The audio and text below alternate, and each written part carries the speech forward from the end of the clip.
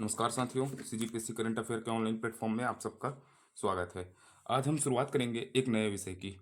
पढ़ेंगे हम छत्तीसगढ़ का इतिहास। आज से शुरुआत करेंगे छत्तीसगढ़ का इतिहास को।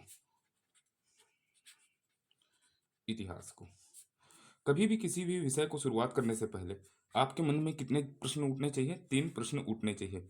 बिल्कुल, आपके मन में कभी भी कोई विषय शुरुआत करते हैं तो कितना प्रश्न उठना चाहिए? 3 प्रश्न उठने चाहिए। सबसे पहला प्रश्न आना चाहिए, क्यों पढ़ना है? क्यों पढ़ना है करके? क्योंकि हम राज्य में बहुत सारी परीक्षाएं होती है, जिसमें सबसे महत्वपूर्ण परीक्षा होता है सीजीपीएससी होता है। सीजीपीएससी 3 चरणों में होता है, जिसमें पहला चरण होता है प्रारंभिक परीक्षा अर्थात प्रीलिम्स।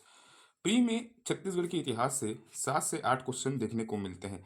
तो हमें सीजीपीएससी प्री में कितने क्वेश्चन देखने को मिलेंगे? इतिहास से 7 से 8 क्वेश्चन देखने को मिलेंगे। जैसे ही हम प्रारंभिक परीक्षाओं को पास करते हैं तो हम मुख्य परीक्षा में प्रवेश करते हैं। मुख्य परीक्षा अर्थात मेंस में छत्तीसगढ़ के इतिहास से 75 नंबर के प्रश्न आते हैं। कितने नंबर का आते हैं? टोटल 75 नंबर के प्रश्न आते हैं। वैसे ही व्यापम के विभिन्न विभिन्न एग्जाम आयोजित होते हैं, जहां पर छत्तीसगढ़ के इतिहास से 2 से 3 प्रश्न देखने को मिलते हैं।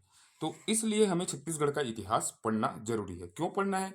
सीजीपीएससी प्री में 7 से 8 क्वेश्चन आते हैं, मेंस में 75 नंबर का प्रश्न आते हैं इतिहास से। वैसे ही व्यापम में 2 से 3 प्रश्न देखने को मिलते हैं छत्तीसगढ़ के इतिहास से, इसलिए इतिहास पढ़ना जरूरी है।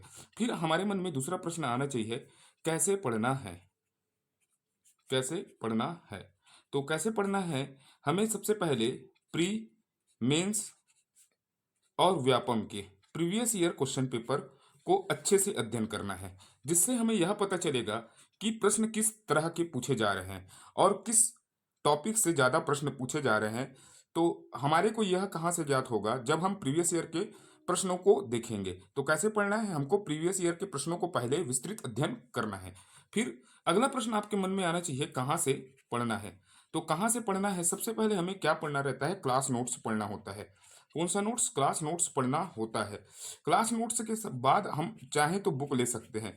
अब आपके मन में जिज्ञासा आएगी, क्लास नोट्स कहाँ से आएगी? तो क्लास नोट्स हमारी इस यूट्यूब में पढ़ाया जाएगा, उसे आप अच्छे से नोट करेंगे, यही आपका क्या होगा? क्लास नोट्स होगा। तो क्यों पढ़ना है? सीजीपीएससी प्री, प्री के लिए, मेंस के लिए, व्यापम के लिए कहाँ कैसे पढ़ना है? हमें सबसे पहले क्या करना है? प्रीवियस ईयर के क्वेश्चनों को अध्ययन करना है। उसके बाद कहाँ से पढ़ना है? क्लास नोट्स और बुक्स के माध्यम से। तो चलते हैं, अब बात करते हैं थोड़ा सा छत्तीसगढ़ का इतिहास।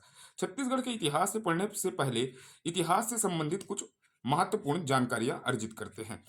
तो थोड़ा सा इतिहास पर चर्चा करते हैं। तो सबसे पहले मन में जिज्ञासा आना चाहिए, इतिहास क्या है? सबसे पहले जिज्ञासा आना चाहिए, इतिहास क्या है? इतिहास क्या है? बचपन से जानते हैं, अतीत के घटनाओं का अध्ययन। अतीत की घटनाओं का क्या अध्ययन क्या कहलाता है? इतिहास कहलाता है। जो भूतकाल में हो चुकी हैं उस घटनाओं का अध्ययन किया जाता है, वह क्या कहलाता है? इतिहास कहलाता है। अब इतिहास की जानकारी कैसे प्राप्त होती है? तो इतिहास की जानकारी देखते हैं। क्या देखते हैं? इतिहास की जानकारी। तो इतिहास की जानकारी के क्या होते हैं? स्रोत होते हैं। कोई भी चीज की जानकारी कहाँ से प्राप्त होती है? उसके कुछ ना कुछ क्या होते हैं? स्रोत होते हैं, रिसोर्सेस होते हैं। तो देखते हैं इतिहास की जानकारी के स्रोत। हम ज्यादा विस्तृत इतिहास पर नहीं बात करेंगे, भारतीय इतिहास पर। जब हम भारतीय इतिहास की सीरीज चालू करेंगे तो भारतीय इतिहास पर विस्तृत जानकारी चर्चा करेंगे। तो इतिहास की जानकारी के हम मुख्य रूप से 2 स्रोत पर अभी चर्चा करते हैं। एक होता है पूरा तात्विक स्रोत। कौन सा स्रोत? पूरा तात्विक स्रोत होगा। और दूसरा कौन सा स्रोत होगा? लेखन एवं साहित्यिक स्रोत। कौन सा? लेखन एवं साहित्यिक स्रोत होगा। तो इतिहास की जानकारी के हम कितने स्रोत पर चर्चा करेंगे? 2 स्रोतों पर। पहला हो जाएगा पुरातात्विक स्रोत एवं लेखन एवं साहित्यिक स्रोत होगा। फिर इसी पुरातात्विक एवं लेखन एवं साहित्यिक स्रोत के आधार पर हम क्या करेंगे? इतिहास का कालखंड का विभाजन करेंगे। किसका विभाजन करेंगे? इतिहास के कालखंड का विभाजन करेंगे। तो चलते हैं इतिहास के कालखंड के विभाजन पर। बिल्कुल अच्छे से आप नोट्स भी बनाइएगा। प्रयास मेरा रहेगा कि इसे मैं विस्तृत तरीके से आपको पढ़ाऊं, छत्तीसगढ़ का इतिहास को। पहला क्या होगा? हम क्या करेंगे? कालखंड का क्या करेंगे? विभाजन करेंगे। बिल्कुल, पहले क्या करेंगे? कालखंड का विभाजन करेंगे। कालखंड का विभाजन 2 आधार पर करेंगे। पहला होगा पुरातात्विक साक्ष्यों के आधार पर। किसके आधार पर? पुरातात्विक साक्ष्य के आधार पर। और क्या होगा? लेखन एवं साहित्य के आधार पर। किसके आधार पर? लेखन एवं साहित्य के आधार पर हम छत्तीसगढ़ के अर्थात भारत के कालखंडों का विभाजन करेंगे वैसे ही छत्तीसगढ़ के कालखंडों का भी विभाजन होगा। तो चलते हैं कालखंड की ओर। इतिहास को मुख्य रूप से अभी हम तीन कालखंडों में बांटते हैं। कितने कालखंडों में? तीन कालखंड में बांटते हैं। पहला होगा प्राग ऐतिहासिक काल। कौन सा काल? प्राग ऐतिहासिक काल होगा। पहला कालखंड में हम देखेंगे प्राग ऐतिहासिक काल। प्राग ऐतिहासिक काल के बाद हम चर्चा करेंगे आद्य ऐतिहासिक काल। किस पर चर्चा करेंगे? आद्य ऐतिहासिक काल पर चर्चा करेंगे। आद्य ऐतिहासिक काल के बाद हम चर्चा करेंगे ऐतिहासिक काल।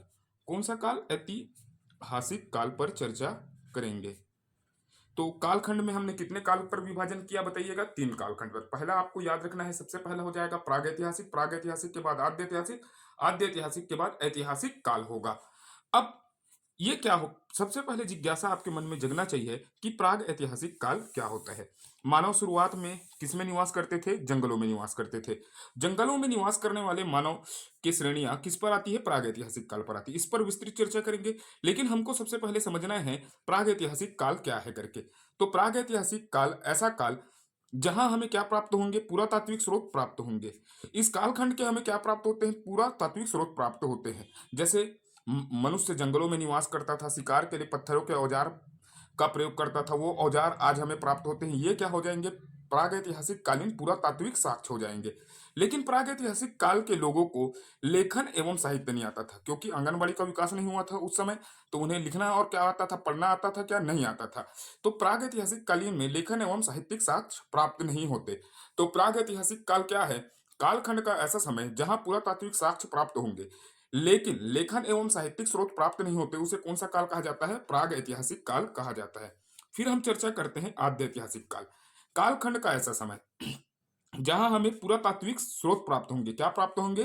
पुरातात्विक स्रोत प्राप्त होंगे तथा लेखन एवं साहित्य भी प्राप्त होगा। क्या प्राप्त होगा? लेखन एवं साहित्य भी प्राप्त होगा। लेकिन इन लेखन एवं साहित्यों को पढ़ा नहीं जा सका है। क्या नहीं किया जा सका है? पढ़ा नहीं जा सका है। तो उस कालखंड को कौन सा कालखंड कहा जाता है? आद्य ऐतिहासिक काल। तो आद्य ऐतिहासिक काल क्या है? आद्य ऐतिहासिक काल क्या है? कालखंड का ऐसा समय जहां हमें पुरातात्विक स्रोत प्राप्त होंगे।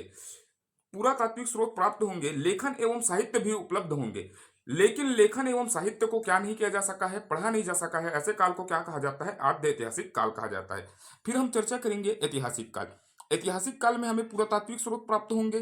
पुरातात्विक स्रोत के साथ क्या होंगे? लेखन एवं साहित्य भी प्राप्त होंगे। इस लेखन एवं साहित्य को क्या किया जा सका है? पढ़ा जा सका है। इन लेखन एवं साहित्यों को पढ़ा जा सका है। तो ऐसे कालखंड को कौन सा काल कहा जाता है? ऐतिहासिक काल कहा जाता है। तो ऐतिहासिक काल क्या है? कालखंड का ऐसा समय जहां पर हमें पुरातात्विक स्रोत प्राप्त होते हैं, पुरातात्विक स्रोतों के साथ लेखन एवं साहित्य प्राप्त होता है जिसे पढ़ा जा सकता है, उसे क्या कहा जाता है? आद्य ऐतिहासिक काल कहा जाता है। तो ये थोड़ा सामान्य परिचय हुआ इतिहास पर। अब थोड़ा सा बात करते हैं, हम प्रवेश करते हैं सीधा छत्तीसगढ़ के इतिहास पर। ज्यादा समय नहीं लेते, सीधा प्रवेश करते हैं छत्तीसगढ़ के इतिहास पर। तो हमको क्या पढ़ना है? छत्तीसगढ़ का इतिहास पढ़ना है। बिल्कुल हमारे दिमाग में माइंड सेट होना चाहिए, क्या पढ़ना है हमको? छत्तीसगढ़ का इतिहास पढ़ना है करके। तो अब सीधा चर्चा करेंगे छत्तीसगढ़ के इतिहास पर। इतिहास पर चर्चा करते हैं छत्तीसगढ़ के। तो शुरुआत करते हैं छत्तीसगढ़ के इतिहास पर।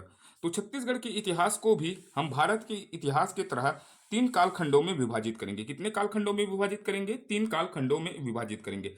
पहला कौन सा हो जाएगा? प्राग ऐतिहासिक काल हो जाएगा। कौन सा? प्राग ऐतिहासिक काल। सबसे पहला कालखंड क्या होगा? छत्तीसगढ़ में हमको पढ़ना है प्राग ऐतिहासिक काल पढ़ेंगे। क्या पढ़ेंगे? प्राग ऐतिहासिक।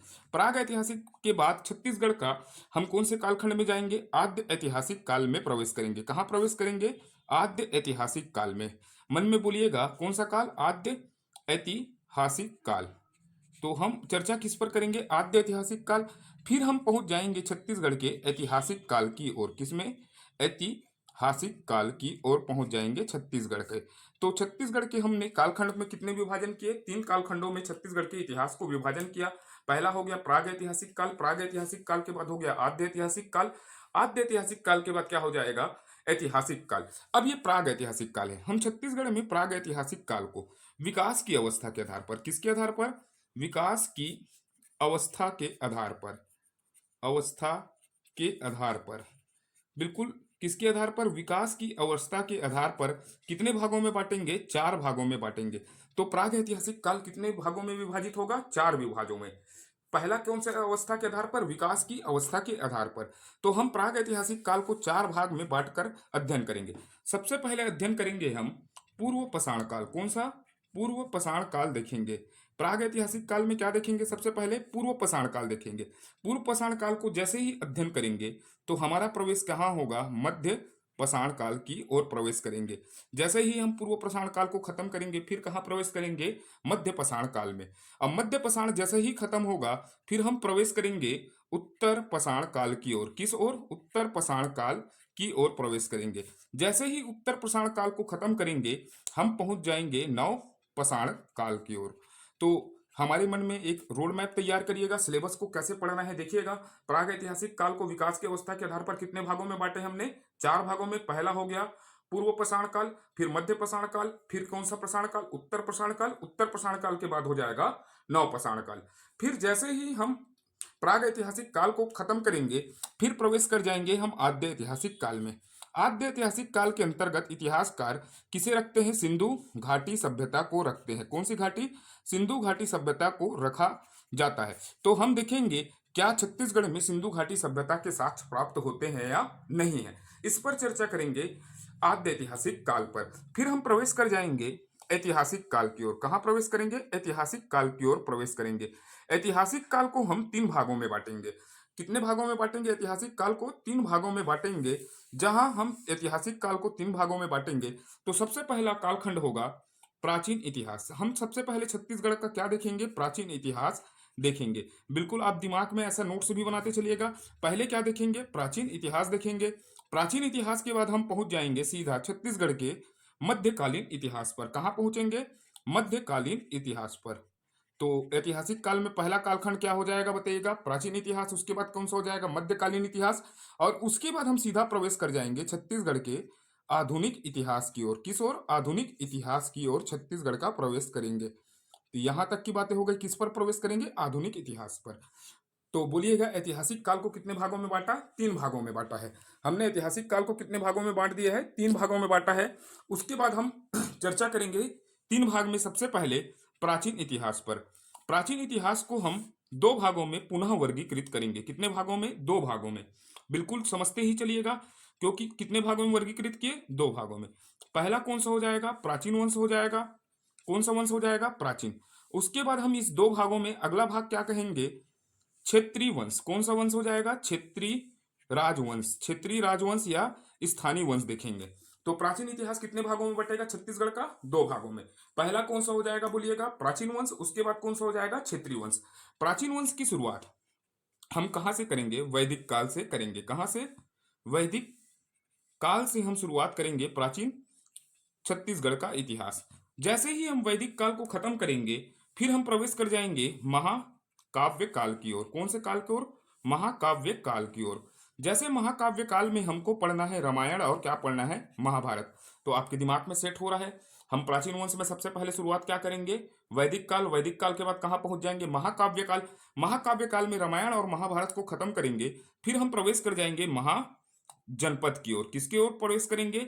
महाजनपद की ओर। और महाजनपद की ओर प्रवेश करेंगे तो यहां पर 2 धार्मिक परिवर्तन होते हैं, उसको चर्चा करेंगे। एक बौद्ध धर्म और जैन धर्म का उदय हुआ जिसका प्रभाव छत्तीसगढ़ में क्या पड़ा उसको देखेंगे महाजनपद काल के बाद। महाजनपद काल के बाद हम मौर्य काल देखेंगे। मौर्य वंश की चर्चा करेंगे क्या मौर्य वंश का छत्तीसगढ़ में किस प्रकार संबंध था करके। तो महाजनपद के बाद क्या देखेंगे? मौर्य। मौर्य खत्म करने के बाद हम सीधा प्रवेश करेंगे प्राचीन वंश में कुषाण को देखेंगे। क्या छत्तीसगढ़ से कुषाण वंश के कुछ साक्ष्य प्राप्त होते हैं उस पर चर्चा करेंगे। कुषाण के बाद हम प्रवेश कर जाएंगे सीधा मेघ वंश पर। बिल्कुल आप ऐसा ही नोट्स अपने दिमाग में बनाते जाइएगा क्या क्या पढ़ना है छत्तीसगढ़ में। मेघ वंश पर चर्चा करेंगे। मेघ वंश जैसे ही खत्म होगा फिर हम चर्चा करेंगे वाकाटक। क्या करेंगे? वाकाटक वंश पर चर्चा करेंगे। छत्तीसगढ़ में कौन से वंश पर चर्चा करेंगे? वाकाटक वंश पर चर्चा करेंगे। जैसे ही वाकाटक वंश खत्म होगा वाकाटक वंश के समकालीन वंश रहेगा गुप्त वंश पर भी चर्चा करेंगे। किस पर चर्चा करेंगे? वाकाटक गुप्त नल पर। क्योंकि गुप्त वाकाटकों को हराएगा और नल को भी क्या करेगा? हराएगा। फिर वाकाटक और नल आपस में संघर्ष करेंगे। बाप का भाई का सबका बदला लेगा रे तेरा फैजल वाला कहानी समझेंगे यहां से। तो ये हो गए हमारे प्राचीन वंश। प्राचीन वंश में सबसे पहले क्या पढ़ना है? वैदिक काल, वैदिक काल के बाद महाकाव्य काल, महाकाव्य काल के बाद महाजनपद, महाजनपद के बाद मौर्य वंश, मौर्य वंश के बाद कौन सा वंश पढ़ना है अपने को? कुषाण वंश, कुषाण के बाद क्या पढ़ना है? मेघवंश, मेघवंश के बाद क्या पढ़ना है? वाकटक, वाकटक के बाद क्या पढ़ना है? गुप्त। ये हो गए हमारे प्राचीन वंश। प्राचीन वंश के बाद हम सीधा प्रवेश करेंगे क्षेत्रीय वंश पर। किस पर प्रवेश करेंगे? क्षेत्रीय वंश पर, जहां हम क्षेत्रीय वंश में सबसे पहले चर्चा करेंगे राजर्षि तुल्य वंश। कौन सा? राजर्षि तुल्य कुल्य वंश, राजर्षि तुल्य कुल वंश, राजर्षि तुल्य वंश पर चर्चा करेंगे। राजर्षि तुल्य वंश होगा छत्तीसगढ़ का प्रथम स्थानीय वंश। कौन सा स्थानीय वंश? कौन सा होगा? प्रथम होगा। तो छत्तीसगढ़ का प्रथम स्थानीय वंश कौन सा है करके प्रश्न पूछता है, तो हमको आंसर देना है राजर्षि तुल्य वंश होगा। जैसे ही राजर्षि तुल्य वंश को खत्म करेंगे, हम प्रवेश कर जाएंगे पर्वत द्वारक वंश पर। कौन से वंश पर चर्चा करेंगे? पर्वत द्वारक वंश पर चर्चा करेंगे। जैसे ही पर्वत द्वारक वंश को हम खत्म करेंगे, फिर सीधा प्रवेश कर जाएंगे हम नल वंश पर। कहाँ जाएंगे? नल वंश पर। दिमाग पर आप मैप बनाते जाइएगा किस तरह हमको अध्ययन करना है। प्रवेश कर जाएंगे नल वंश पर। नल वंश के बाद हम चर्चा करेंगे छत्तीसगढ़ में सरबपुरी वंश पर। कौन सा? सरबपुरी वंश पर चर्चा करेंगे। तो बिल्कुल आपके दिमाग में बन रहा है मैप। नल वंश के बाद क्या पढ़ना है? सरबपुरी वंश। सरबपुरी वंश के बाद क्या पढ़ना है हमको? पांडु वंश पर चर्चा करना है। कौन से वंश पर? पांडु वंश पर क्या करना है? चर्चा करना है। जैसे ही पांडु वंश खत्म होगा, फिर इसी इतिहास की श्रृंखला पर हम पूर्वी पांडु वंश देखेंगे। पूर्वी कौशल के क्या देख लेंगे? पांडु वंश पर चर्चा करेंगे। पूर्वी कौशल के पांडु वंश। तो बिल्कुल दिमाग में आप समझते जाइएगा। फिर हम क्या चर्चा करेंगे? पूर्वी कौशल के पांडु, पूर्वी कौशल के सोमवंश पर चर्चा करेंगे। सोम वंश, पांडु वंश बोल लिया था, किस पर चर्चा करेंगे? पूर्वी कौशल के सोमवंश पर। फिर सोमवंश के बाद छोटे छोटे वंश होते हैं, उनको भी देखेंगे। शैल वंश देख लेंगे छत्तीसगढ़ पर, शैल वंश हो गया। और अब देखेंगे बाण वंश पर भी चर्चा कर लेंगे। छोटे छोटे वंश है, इन पर चर्चा करना है, क्योंकि प्रश्नों की बनने की संभावना कहीं से भी हो सकती है। उसके बाद चले जाएंगे हम कांकेर के सोमवंश पर चर्चा करेंगे। किस पर चर्चा करेंगे? कांकेर के सोम वंश पर चर्चा करेंगे। तो छत्तीसगढ़ में क्षेत्रीय वंश में क्या क्या पढ़ना है करके आपके दिमाग में रोड मैप बचा। पहला हो गया राजर्षि तुल्य वंश, फिर क्या पढ़ना है? पर्वत द्वारक वंश, नल वंश, सरबपुरी वंश, पांडु वंश। फिर क्या पढ़ना है? पूर्वी कौशल के सोमवंश, शैल वंश, बाण वंश, कांकेर के सोमवंश पढ़ेंगे। ये सब क्या हो गए? हमारे पूरे प्राचीन इतिहास हो गया। प्राचीन इतिहास के बाद हम पहुंच जाएंगे सीधा मध्यकाल इतिहास पर। मध्यकालीन इतिहास की शुरुआत करेंगे हम सीधा कलचुरी वंश से। कहां से? कलचुरी वंश से। कलचुरी को पढ़ेंगे तो कलचुरी की दूसरी शाखा होती है रायपुर की लाहौरी शाखा। क्या पढ़ेंगे? रायपुर की लाहौरी शाखा पर भी अध्ययन करेंगे। जैसे ही हम कलचुरी पढ़ेंगे, कलचुरी के बाद रायपुर की लाहौरी शाखा देखेंगे, कलचुरी को पूरा विस्तृत अध्ययन करेंगे। भले मेरे को लगे 10 से 12 वीडियो बनाना पड़े, जिसमें प्रशासन, आर्थिक, राजनीतिक, सामाजिक सब व्यवस्था पर चर्चा करेंगे। तो लाहौरी वंश हो जाएगा। फिर लाहौरी वंश के बाद आएगा, हम पढ़ेंगे फणी नाग वंश। कौन सा? फणी नाग वंश पर चर्चा करेंगे। कौन से वंश पर? फणी नाग वंश पर चर्चा करेंगे। फणी नाग वंश के बाद हमारा चर्चा का विषय रहेगा छिंदक नाग वंश। कौन सा? छिंदक नाग वंश पर चर्चा करेंगे। कौन से वंश पर? छिंदक नाग वंश पर हम चर्चा करेंगे। जैसे ही छिंदक नाग वंश खत्म होगा, हम चर्चा करेंगे काकती वंश पर। कौन से वंश पर? काकती वंश पर। अब फिर काकती वंश में आपस की लड़ाई होगी भाइयों में, और भाइयों में लड़ाई होने के बाद साम्राज्य का विभाजन होगा, और साम्राज्य के विभाजन होने के बाद काकती अधीन आ जाएंगे किसके? मराठों से। और यहीं से शुरुआत हो जाएगा छत्तीसगढ़ में आधुनिक इतिहास का। तो फिर हम जैसे ही काकती खत्म करेंगे तो चर्चा किस पर करेंगे? मराठा शासन पर। और मराठा शासन को, मराठा शासन पर अधिपत्य किसका होगा? ब्रिटिश शासन का हो जाएगा। कुछ समय बाद मराठा का शासन समाप्त होगा और छत्तीसगढ़ में किस शासन का शुरुआत हो जाएगा? ब्रिटिश शासन का शुरुआत हो जाएगा। तो ये हमारा रोड मैप होता है छत्तीसगढ़ के इतिहास को पढ़ने का। तो हम छत्तीसगढ़ के इतिहास को कितने भागों में बांटे हैं? मुख्य रूप से 3 भागों में। पहला कौन सा हो जाएगा? प्राग ऐतिहासिक काल, प्राग ऐतिहासिक के बाद आद्य ऐतिहासिक, आद्य ऐतिहासिक के बाद ऐतिहासिक। प्राग ऐतिहासिक को कितने भागों में बांटे हैं? बिल्कुल घर में सुनते रहिएगा, मनन करते रहिएगा और नोट्स बनाइएगा। विकास की अवस्था के आधार पर कितने भागों में बांटे? हमने 4 भागों में बांटा है। पहला कौन सा हो जाएगा, पूर्व पाषाण काल, पूर्व पाषाण काल के बाद मध्य पाषाण काल, मध्य पाषाण काल के बाद नव पाषाण काल। फिर हमने प्रवेश किया आद्य ऐतिहासिक काल। आद्य ऐतिहासिक काल के अंतर्गत कौन सा सभ्यता को रखा जाता है, सिंधु घाटी सभ्यता। फिर हम प्रवेश करेंगे सीधा ऐतिहासिक काल पर। ऐतिहासिक काल में हमने चर्चा करेंगे, 3 भागों में कालखंड को बांटा है। सबसे पहला हो जाएगा प्राचीन इतिहास। प्राचीन इतिहास को 2 भागों में बांटेंगे, प्राचीन वंश और क्षेत्रीय वंश। उसके बाद मध्यकाल में प्रवेश करेंगे। मध्यकाल के बाद कहां पहुंचेंगे, आधुनिक भारत। आधुनिक भारत में हम देखेंगे मराठा और ब्रिटिश सत्ता को। अब सीधा चलते हैं प्राग ऐतिहासिक काल की ओर प्रवेश करते हैं, सीधा सिलेबस पर प्रवेश करेंगे, ज्यादा समय नहीं लेंगे, हम इसको विस्तृत अध्ययन करेंगे, एक एक टॉपिक को गहनता से अध्ययन करेंगे। तो चलते हैं प्राग ऐतिहासिक काल पर। तो सबसे पहले कभी भी चीज हम पढ़ते हैं तो कोई भी कालखंड पढ़ना है तो सबसे पहले हमारे मन में जिज्ञासा आना चाहिए कि प्राग ऐतिहासिक काल क्या है। सबसे पहले क्या आना चाहिए, प्राग ऐतिहासिक काल क्या है। तो मनुष्य को लिपि एवं लेखन का ज्ञान नहीं था। क्या नहीं था, मनुष्य को लिपि एवं लेखन का ज्ञान नहीं था। बिल्कुल याद रखिएगा, मनुष्य को लिपि और लेखन का क्या नहीं था, ज्ञान नहीं था। तो प्राग ऐतिहासिक काल के जो मनुष्य थे उन्हें लिपि और लेखन का क्या नहीं था, ज्ञान नहीं था। तथा इस काल की जानकारी, जैसे हमने शुरू में पढ़ा है, इस काल की जब आप मेंस में पहुंचेंगे तो बिल्कुल यह नोट्स भी आपका कारगर सिद्ध होगा। ठीक है, इस काल का अध्ययन, इस काल का अध्ययन किस आधार पर किया जाता है, पुरातात्विक साक्ष्यों के आधार पर किया जाता है। कौन से साक्ष्यों के आधार पर, पुरातात्विक साक्ष्यों के आधार पर किया जाता है। किस आधार पर किया जाता है, पुरातात्विक साक्ष्यों के आधार पर, आधार पर किया जाता है, किया जाता है। तो हमको याद रखना है प्राग ऐतिहासिक काल क्या है। मनुष्य को लिपि एवं लेखन का ज्ञान नहीं था। इस काल का अध्ययन पुरातात्विक साक्ष्यों के आधार पर किया जाता है। तो इस कालखंड को क्या कहा जाता है, प्राग ऐतिहासिक काल कहा जाता है। किसी भी विषय का चर्चा करना है तो सबसे पहले क्या है देख लिए। अब प्राग ऐतिहासिक काल है तो प्राग ऐतिहासिक काल की कुछ विशेषताएं देखेंगे, मैं विस्तृत अध्ययन कराऊंगा। आप मेरे साथ पेशेंस से पढ़ेंगे तो आपका एक बार में प्री की भी तैयारी हो जाएगी, मेंस की भी तैयारी हो जाएगी और व्यापम की भी तैयारी हो जाएगी। क्योंकि वर्तमान में पेपर बहुत कठिन आ रहा है बोलते हैं, लेकिन कठिन नहीं आता। हमको सबसे पहले अपने आधार को मजबूत करना है। आधार मजबूत रहेगा तो हर एक प्रश्न बनेंगे। मैं जल्दी से जल्दी, जैसे ही छत्तीसगढ़ इतिहास शुरुआत किया हूँ वैसे ही मैं बहुत सारे सब्जेक्ट चालू करूंगा। मेरा मेरा एक उद्देश्य है कि अच्छे से हम पढ़ पाए।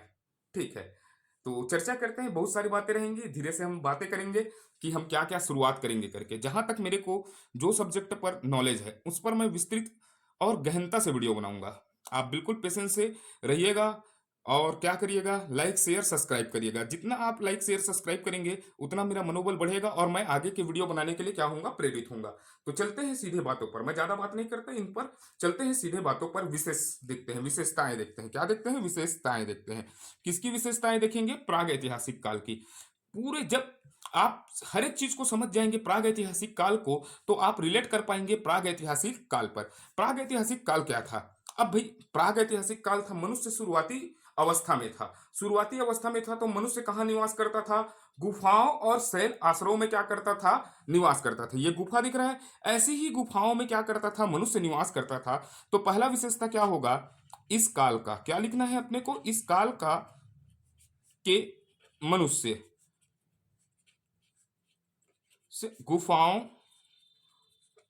और शैलाश्रयों में, गुफाओं और शैलाश्रय में निवास करता था।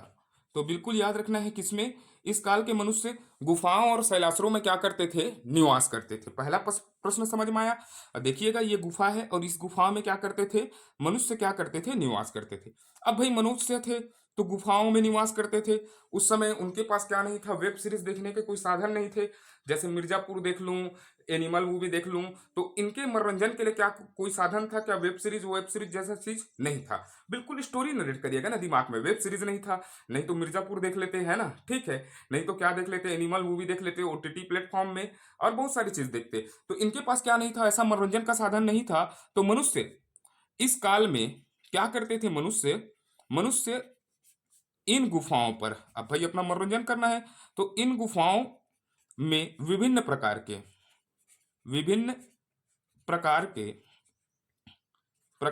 रंगों से चित्रकारी करते थे। क्या करते थे, चित्रकारी किया करते थे करते थे जो जो कि इनकी कला प्रिय होने को इंगित करता है, जो कि इनकी कला प्रिय होने को इंगित करता है। अच्छे से नोट से भी बनाइएगा, जो कि इनके कला प्रिय होने को क्या करता है, इंगित करता है। तो मनुष्य कहाँ निवास करते थे? गुफाओं में निवास करते थे। गुफाओं में निवास करते थे, तो ये देखिएगा चित्र देखेंगे, ऐसे ही सिंगनपुर की गुफाओं में देखेंगे, काबरा पहाड़ की गुफाओं में देखेंगे। अब ये मनुष्य क्या करते थे? विभिन्न प्रकार की गुफाओं में क्या करते थे? चित्रण करते थे विभिन्न रंगों से, जो कि इनकी कला, कौन सा प्रिय? कला प्रिय होने को क्या करता है? इंगित करता है। थोड़ा सा भी राइटिंग नहीं जम रहा है, पहला प्रयास है मेरा, ये भी सीखेंगे और बहुत अच्छे से करेंगे। जो कला प्रिय होने को क्या करता है? इंगित करता है। अब भाई जंगल में है और जंगल में इसको जीवन जीना है, ये मनुष्य है ऐसा मानो, मान लीजिएगा मनुष्य जंगल में क्या कर रहा है? विचरण कर रहा है। अब विचरण करना है तो जिंदा रहना है, तो जिंदा रहने के लिए तेरी कसम करके कहेगा, गाना गाएगा, ये मानो एक शिकार जरूरी है सनम। तो इस काल के मनुष्य क्या करेंगे? शिकार करेंगे। क्या करेंगे? शिकार करेंगे। तो शिकार के लिए क्या करेंगे भाई? उस समय बंदूक बंदूक तो था नहीं, बंदूक नहीं है, तोप नहीं है, बंदूक के नाल से क्या नहीं निकलती? सरकार नहीं निकलती थी। तो सरकार नहीं निकलती थी तो उन्हें जिंदा रहने के लिए क्या करना पड़ता था? पत्थरों के क्या करते थे? औजार का प्रयोग करते थे। इसीलिए इस काल को कौन सा काल कहा गया है? पाषाण काल कहा गया है। चूंकि, फिर मैं लिखता हूं यहां पर, आप भी लिखिएगा ऐसा, चूंकि इस काल में मनुष्य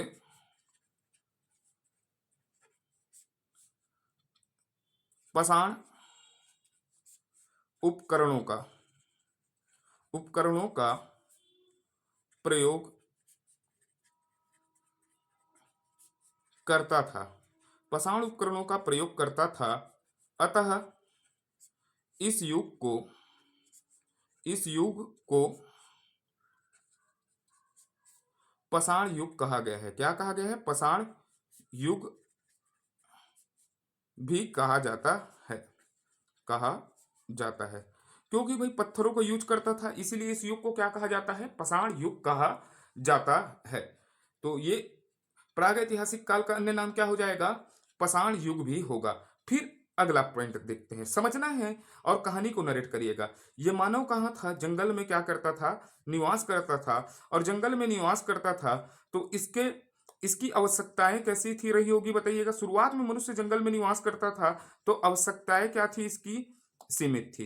तो बिल्कुल ऐसे ही याद रखिएगा, आवश्यकताएं कैसी थी? सीमित थी। और सीमित आवश्यकताओं का पूर्ति क्या करूंगा बोल रहा हूं? सीमित आवश्यकताओं की पूर्ति कहां से कर लेता था? प्रकृति से कर लेता था। आज लोगों के पास जितना भी चीज है वो क्या हो जाता है? कम हो जाता है। जैसे उसे हम वन प्लस दे दिए तो उसे आशा क्या लग जाता है? आईफोन 11 14 प्रो का लग जाता है। तो लेकिन उस समय जो मानव थे वो जंगलों में निवास करते थे, इनकी आवश्यकताएं कैसी थी? सीमित थी। इसकी प्राप्ति कहां से कर लेता था? प्रकृति से कर लेता था। यह सब क्या हो गए? प्राग ऐतिहासिक काल के विशेषताएं हो गए। किसके? प्राग ऐतिहासिक काल के विशेषताएं हो गए। अब धीरे धीरे हम प्रवेश करते हैं छत्तीसगढ़ में, प्राग ऐतिहासिक काल पर प्रवेश करेंगे। तो चलते हैं आगे की ओर। ये प्राग ऐतिहासिक काल के क्या हो गए? विशेषताएं हो गए। फिर यहां पर है हमारा छत्तीसगढ़। पहले हम छत्तीसगढ़ का नाम क्या था? दक्षिण कौशल था। क्या था? दक्षिण कौशल कहा जाता था। छत्तीसगढ़ को क्या कहा जाता था?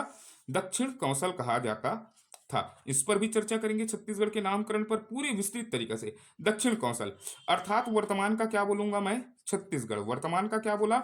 छत्तीसगढ़। पहले का ये क्या था? दक्षिण कौशल कहा जाता था। वर्तमान का क्या कहूंगा? छत्तीसगढ़। तो थोड़ा मैप बनाता हूं इस प्रकार, आप भी ऐसे मस्त बढ़िया मैप बनाइएगा। जहां जरूरत पड़ेगा मैप का वहां पर हम अध्ययन करेंगे मैपिंग के माध्यम से भी। तो ये पहले का क्या बोल रहा हूं? दक्षिण कौशल, और वर्तमान का क्या बोल रहा हूं? छत्तीसगढ़। तो बिल्कुल समझ पाए, पहले का दक्षिण कौशल और वर्तमान के छत्तीसगढ़ को एक प्रसिद्ध साहित्यकार, क्या बोलूंगा? प्रसिद्ध साहित्यकार। बिल्कुल इसको याद रखना है ना, पॉइंट को, साहित्यकार एवं पुरातत्ववेत्ता, क्या बोलूंगा? पुरातत्ववेदता वेदता। प्रसिद्ध साहित्यकार पुरातत्ववेत्ता लोचन प्रसाद पांडे। कौन सा प्रसाद पांडे? याद रखिएगा, लोचन प्रसाद पांडे। इसको आपको भूलना नहीं है। लोचन प्रसाद पांडे जी ने, लोचन प्रसाद पांडे डे ने छागढ़ को, किसको? छत्तीसगढ़ को लोचन प्रसाद पांडे ने छत्तीसगढ़ को मानव सभ्यता का जन्मस्थली कहा है। मानव सभ्यता का क्या कहा है? जन्म स्थली कहा है। जन्म स्थल बताया है, स्थल बताया है या कहा है, लिख लीजिएगा, ऐसा ही लिख लीजिएगा, कहा है। तो दक्षिण कौशल अर्थात वर्तमान का छत्तीसगढ़ को प्रसिद्ध साहित्यकार किसने? लोचन प्रसाद पांडे ने। शुरुआत में अभी राइटिंग सही नहीं बन रहा है, अभी पहला प्रयास है, देखते हैं आगे राइटिंग पर भी सुधार करेंगे। लोचन प्रसाद पांडे, क्योंकि मेरे को आदत था डिजिटल बोर्ड और व्हाइट बोर्ड पढ़ाने का, अभी मैं अचानक इस पर आया हूँ। धीरे धीरे टेक्नोलॉजी में चलेंगे, अभी संसाधन का क्या है? अभाव है। जैसे ही संसाधन आएंगे देखेंगे, समय बताता है, समय बहुत चीज़ों को सिखाया है अपने को, तो आगे और कुछ सीख देगा। भविष्य के गर्भ में बहुत सारी बातें हैं, वो सीख देते जाएगा। जैसे हमने किस पे चालू किया था? टैब पर चालू किया था, क्योंकि टैब पर मेरे को उतना विस्तृत जानकारी देने नहीं बनता। मैं ऐसा टीचर रहा हूँ कि मैं हमेशा व्हाइट बोर्ड में पढ़ाया हूँ और विस्तृत जानकारी दिया हूँ, कभी भी पढ़ाया तो अब ये आदत कर रहा हूँ मैं, इसीलिए पेपर पर आया हूँ, क्योंकि मेरे को पूरी तरीके से हर एक चीज को जानकारी देना है। टैब में मेरे को वो चीज अच्छा नहीं लगता कि मैं लिखा हुआ को वहां पर पढ़ दूं, तो मेरी आदत है हमेशा लिखकर समझाने की। तो चलते हैं आगे की ओर। तो दक्षिण कौशल वर्तमान का छत्तीसगढ़ प्रसिद्ध साहित्यकार एवं पुरातत्ववेत्ता लोचन प्रसाद पांडे ने छत्तीसगढ़ को क्या कहा है? मानव की जन्मस्थली। इसको स्टार डाल के रखिएगा। यहां से हम प्रश्न कैसे बनेंगी उसको मैं हर चीज को बताऊंगा, क्या को आपको स्टार को रखना है और किसको हमेशा याद रखना है। तो लोचन प्रसाद पांडे ने क्या कहा? छत्तीसगढ़ को मानव सभ्यता का क्या कहा है? जन्म स्थली कहा है। अब ये छत्तीसगढ़ है, तो छत्तीसगढ़ के विभिन्न स्थलों से क्या मिलता है हमको? प्राग ऐतिहासिक काल के क्या प्राप्त होते हैं? साक्ष्य प्राप्त होते हैं। इतना तो पता है हमको। छत्तीसगढ़ भी क्या है? प्राग ऐतिहासिक काल से संबंधित स्थल है, तो यहां से भी क्या प्राप्त होंगे? छत्तीसगढ़ से भी प्राग इतिहास काल के क्या होंगे? साक्ष्य प्राप्त होंगे। फिर क्या बोलते हैं? विकास की अवस्था के आधार पर। किस आधार पर? ये देखिएगा, विकास की अवस्था के आधार पर। फिर आगे हम चलते हैं, विकास की अवस्था के आधार पर। अवस्था के आधार पर कालखंडों का विभाजन करेंगे। प्राग ऐतिहासिक काल का क्या करेंगे? विभाजन करेंगे विकास की अवस्था के आधार पर। पहले हमारे पूर्वज कैसे थे? बंदर थे, बंदर से थोड़ा और बने, फिर आदि मानव से हुए, फिर थोड़ा थोड़ा और विकास हुए। अब फिर भी हम किस पर पहुंच पाए? संपूर्ण मानव पर पहुंच पाए। और संपूर्ण मानव आज भी क्या कहलाता है? इस पोस्टर पर देखिएगा, एनिमल ही कहला रहा है। तो ये विकास की अवस्था के आधार पर हम क्या देखेंगे? कालखंड का विभाजन करेंगे। तो विकास की अवस्था के आधार पर कालखंड का विभाजन करेंगे, तो सबसे पहले हम पढ़ेंगे प्राग ऐतिहासिक काल के अंदर काल विभाजन देखेंगे। तो पहले पढ़ेंगे पूरा पाषाण काल। क्या पढ़ेंगे? पूरा पाषाण काल पढ़ेंगे। पूरा पाषाण काल के बाद हम चलेंगे, चर्चा करेंगे मध्य पाषाण काल पर। चलेंगे किस पर? चलेंगे मध्य पाषाण काल पर चर्चा करेंगे। मध्य पाषाण काल पर चर्चा करने के बाद हम चर्चा करेंगे सीधा किस पर? चर्चा करेंगे उत्तर पाषाण काल पर चर्चा करेंगे। किस काल पर चर्चा करेंगे? उत्तर पाषाण काल पर चर्चा करेंगे। और उत्तर पाषाण काल के साथ हम सीधा प्रवेश कर जाएंगे नव पाषाण काल पर। तो इस तरह आप नोट्स बनाते रहिएगा। जब मेंस में लिखने आएगा पाषाण प्राग ऐतिहासिक काल पर विवेचना कीजिए, तो आप इस तरह सभी पॉइंटों को क्या करेंगे? बताने का प्रयास करेंगे मेंस पर। और प्री में जितने फैक्ट हैं उनको तो मैं अंडरलाइन करवाऊंगा। जैसे लोचन प्रसाद पांडे ने क्या कहा है? छत्तीसगढ़ को मानव सभ्यता का क्या कहा है? जन्मस्थली।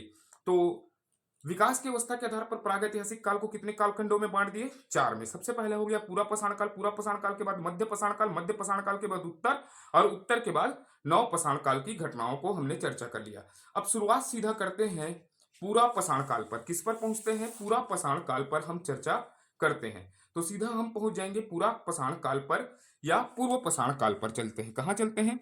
पूर्व पाषाण काल पर। तो आप ऐसे इस प्रकार के मैप रखिएगा ही। क्या रखिएगा? इस प्रकार के मैप को रखिएगा, क्योंकि मैप बनाने में हमारे को समय खराब होगा और मैं नहीं चाहता, समय बहुत कीमती है, मेरा भी आपका भी।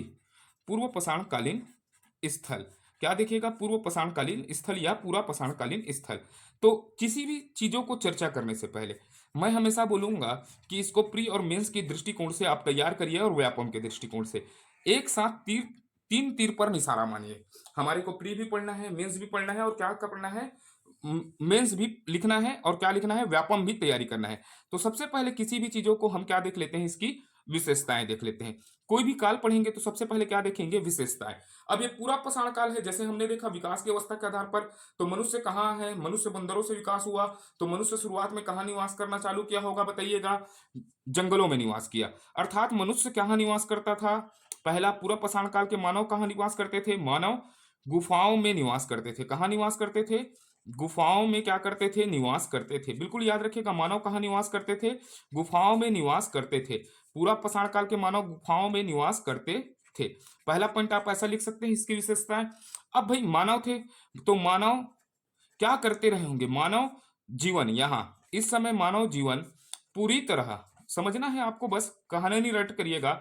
मानव जीवन पूरी तरह आखेट, आखेट का मतलब होता है शिकार, आखेट, आखेट तथा क्या था? खाद्य संग्राहक था। आखेट तथा खाद्य संग्राहक था। क्या था? खाद्य संग्राहक, संग्रहण, संग्रहण, खाद्य संग्रहण पर निर्भर करता था। क्या करता था? निर्भर करता करता था। तो बिल्कुल आपको दूसरा पॉइंट यह याद रखना है, मानव जीवन पूरा तरीका से आखेट तथा खाद्य संग्रहण पर निर्भर करता था। तो मानव पहले गुफाओं में निवास करते थे, खाद्य संग्रह, मानव जीवन तरह पूरी तरह किस पर था? आखेट और खाद्य संग्रहण पर क्या करता था? निर्भर करता था। अब समझना है इसके बाद, अब यहाँ गुफाओं में रहता था तो गुफाओं में उनको टाइम पास वैसे नहीं होता था, वेब सीरीज वाली कहानी। तो गुफाओं में क्या करता था? शैल चित्रों का क्या करता था? निर्माण करता था। किसका निर्माण करता था? शैल चित्रों का निर्माण करता था। अब यहां से सबसे महत्वपूर्ण होगा कि हम किसका इतिहास पढ़ रहे हैं? छत्तीसगढ़ का। तो छत्तीसगढ़ में हमको सबसे पहले क्या देखना पड़ेगा? प्राग ऐतिहासिक कालीन क्या देखना पड़ेगा? स्थल देखना पड़ेगा। तो हमको गाना गाना पड़ेगा, केदे जंगल केदे झाड़ी केदे वनमा होबे उगा कौन ला बर, पूरा पाषाण कालीन लोगन मन ला खोजे बर हमला एक ठो गाना गायल पढ़ी। कौन से गाना गायल पढ़ी? केदे जंगल केदे झाड़ी केदे वनमा होबे गा कही के तनुही रहन ले पूरा पाषाण काल के मन कही कहाँ ले? रायगढ़ ले। आगा आगा भैया मोर हमन हा रायगढ़ के सिंगनपुर गुफा मा हावन कही के। वैसे याद रखिएगा। तो हमको क्या देखना है? पूरा पाषाण कालीन क्या देखना है? स्थल देखना है। तो पूरा पाषाण कालीन स्थल में देखेंगे सबसे पहले, उसके बाद हम मैप पर चलेंगे। पहले हम ऐसा लिखिएगा, फिर अपने से अच्छे से मैप बनाइएगा। पूरा पाषाण कालीन स्थल में सबसे पहले हम पहुंच जाएंगे सिंघनपुर। कहां पहुंचेंगे? सिंघनपुर। पहला आप ये स्थल याद रखिएगा, छत्तीसगढ़ में क्या देखेंगे? सिंघनपुर पर चर्चा करेंगे। क्या देखेंगे? सिंघनपुर की गुफा। अब ये सिंघनपुर की गुफा कहाँ है? याद रखना है, ये सबसे ज्यादा इंपॉर्टेंट है प्रीलिम्स के लिए। मैं मेंस के लिए भी बताऊंगा, ये प्रीलिम्स के लिए जहां भी लगा दिया स्टार, तो ये प्री के लिए एग्जाम के लिए काफी है और व्यापम के एग्जाम में बहुत इंपॉर्टेंट है। तो सिंघनपुर की गुफा किस जिले में है? रायगढ़ जिले में है। यह कैसा स्थल है? पूरा पाषाणकालीन स्थल है। उसके बाद आपको याद रखना है छापा मारा। कौन सा? छापा मारा। छापा मारा कहाँ है? रायगढ़ पर है। यह भी कैसा है? पूरा पाषाणकालीन स्थल है, अर्थात पूर्व पाषाणकालीन स्थल है रायगढ़ का। ये कहाँ है? रायगढ़ में। स्टार लगाते चल रहा हूं। उसके बाद हमको पढ़ना है, करके बोलिएगा, भंवर खोल। कौन सा खोल? भंवर खोल देखना है। ये भंवर खोल भी कहाँ है? रायगढ़ पर है। बिल्कुल याद रखिएगा, भंवर खोल कहाँ है? रायगढ़ पर है। उसके बाद हमको देखना है अगला स्थल गीधा। किस पर चर्चा करना है? गीधा। गीधा भी कहाँ है? रायगढ़ पर स्थित है। कहाँ पर स्थित है? रायगढ़ पर स्थित है। उसके बाद गीधा के बाद हमको देखना है सोन बरसा। कौन सा बरसा? सोन बरसा। यह भी कैसा स्थल है? पूरा पाषाणकालीन स्थल है। कौन सा? पूरा पाषाणकालीन स्थल है, जो कहाँ स्थित है? रायगढ़ पर है। और सबसे महत्वपूर्ण स्थल यहां पर है पूरा पाषाणकालीन में, महानदी घाटी। कौन सा नदी घाटी? महानदी घाटी है। ये सब कौन से हैं? पूरा पाषाणकालीन स्थल है। और आप यहां से घर पर ऐसा काम करेंगे, इसको मैं आपको पहला बता दिया हूं, आपको कैसे करना है। एक मैप लेना है स्थल के लिए। क्या लेना है? मैप लेना है। जैसे हमने अभी बताया रायगढ़ में क्या है, तो आप मैप के माध्यम से सीधा मैप में ही बनाएंगे। क्या लिखेंगे? सिंघनपुर। कहाँ है पूरा पाषाणकालीन स्थल में? सबसे पहले सिंघनपुर कहाँ है? रायगढ़ में है। रायगढ़ के बाद सिंघनपुर के बाद अपने को क्या याद करना है?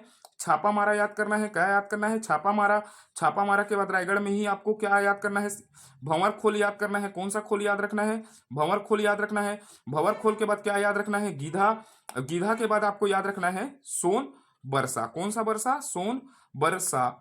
ये सब क्या है? पूरा पाषाणकालीन है। वैसे ही हमको याद रखना है मैप में महानदी घाटी। कौन सा नदी घाटी? महानदी घाटी। जैसे ही मैं छत्तीसगढ़ का जियोग्राफी चालू करूंगा, छत्तीसगढ़ का जियोग्राफी जब चालू करूंगा जब मैं आपको पूरे तरीके से इंडिया का जियोग्राफी पढ़ा लूंगा।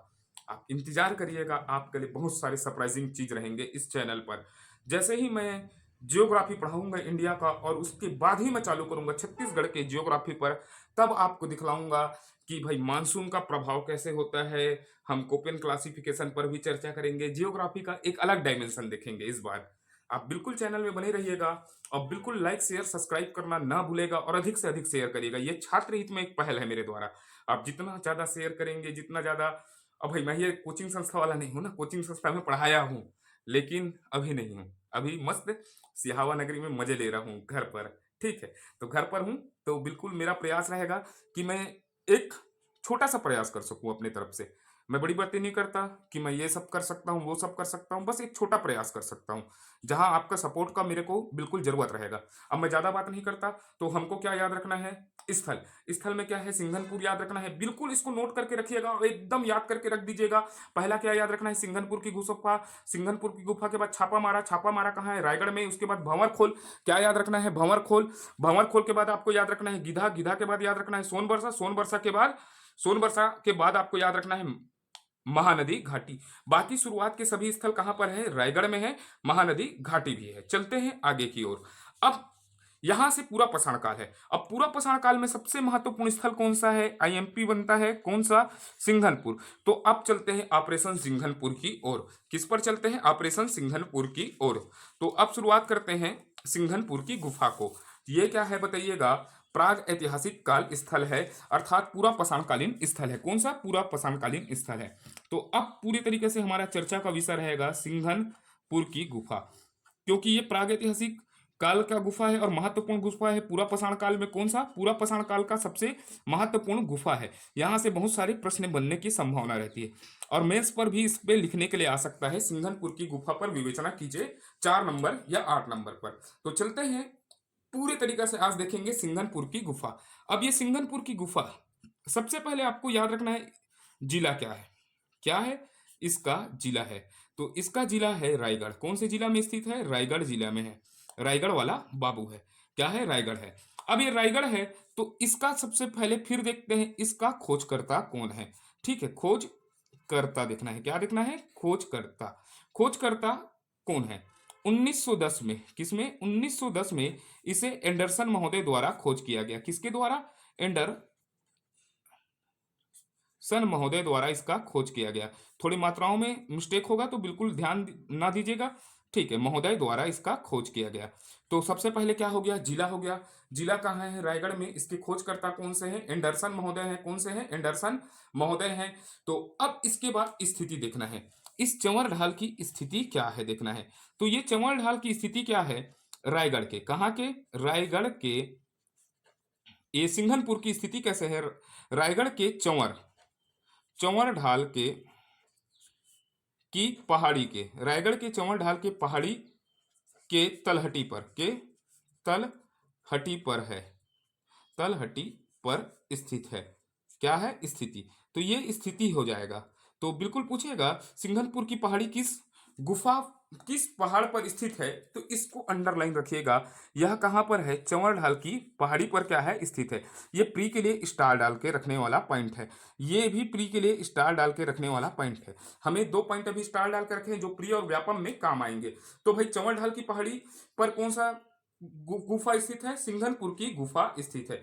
अब भाई इसका उपनाम देखते हैं। क्या देखते हैं? उपनाम देखते हैं। किस पहाड़ी का?